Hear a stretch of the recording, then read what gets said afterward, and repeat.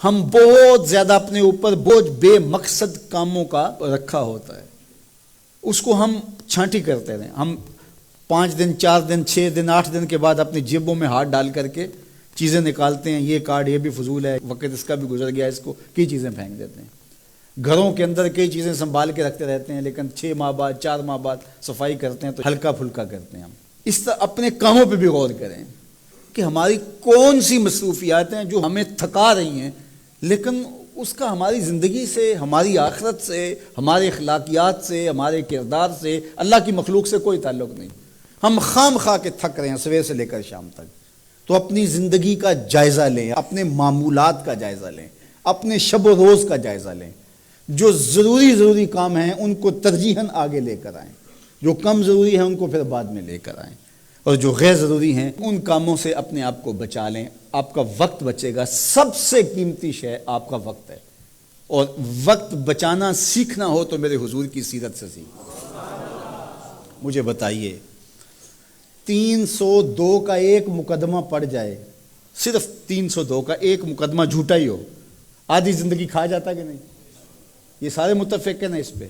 میرے حضور نے 27 جنگیں لڑی ہیں، یہاں 302 کا جھوٹا مقدمہ آدھی زندگی کھا جاتا ہے، لیکن کتنا منظم وقت تھا۔ میرے حضور نے 27 جنگیں لڑی ہیں، لیکن اس دوران میرے حضور کی نمازیں قضا تو نہیں ہوئی، اس دوران ازواج کے جو حقوق تھے ان میں کوتاہی تو نہیں ہوئی، ان اوقات کے اندر جو صحابہ کو تربیت کا نظم تھا حضور نے رکھا وہ متاثر تو نہیں ہوا، آنے والے وفود سے ملاقات موقوف تو نہیں ہوئی، حضور علیہ السلام باقی جو امور زندگی سر انجام دیتے تھے وہ تو متاثر نہیں ہوئے، حتیٰ کہ محبوب کی شب بیداری بھی متاثر نہیں ہوئی، بلکہ میرا رب رب ہو کے کہہ رہا ہے کہ اے چادر اوڑھنے والے محبوب، ساری رات جاگا نہ کر کبھی سو بھی لیا کر، ساری رات جاگا نہ کر کبھی سو بھی لیا کر۔ تو یہ حضور کی زندگی ہے۔ کوئی سیکھے زندگی گزارنا، حضور علیہ السلام سے سیکھے۔ وقت کے حوالے سے میں کہتا ہوں شعبے کے ماہرین حضور کی صرف ایک حدیث کو دیکھ لیں، کائنات میں شعبے میں اس سے بہتر آپ کو کوئی رہنمائی نہیں ملے گی جو میرے حضور نے دی۔ من حسن اسلام المرء ترکہ ما لا یعنی ہے، کسی شخص کے اسلام کا جمال اور حسن یہ ہے کہ وہ ہر بے مقصد کام کو چھوڑ دے۔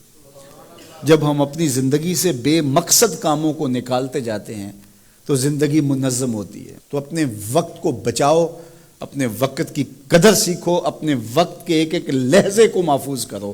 سب سے قیمتی سرمایہ جو راس المال ہے آپ کا، وہ آپ کا وقت ہے، اور جس نے وقت برباد کر دیا، یوں ہی بیٹھے بیٹھے وقت گزار دیا، بے مقصد وقت بسر ہو گیا، تو اس نے اپنا سخت نقصان کیا۔ تو میرے حضور علیہ السلام کی زندگی بہترین نمونہ ہے۔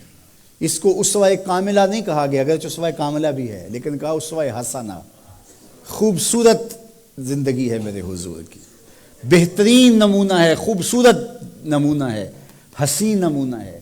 یہ زندگی حضور کی زندگی کے مطابق اگر ڈھالنا شروع کر دو گے تو زندگی گزارنے کا نشہ آنا شروع ہو جائے۔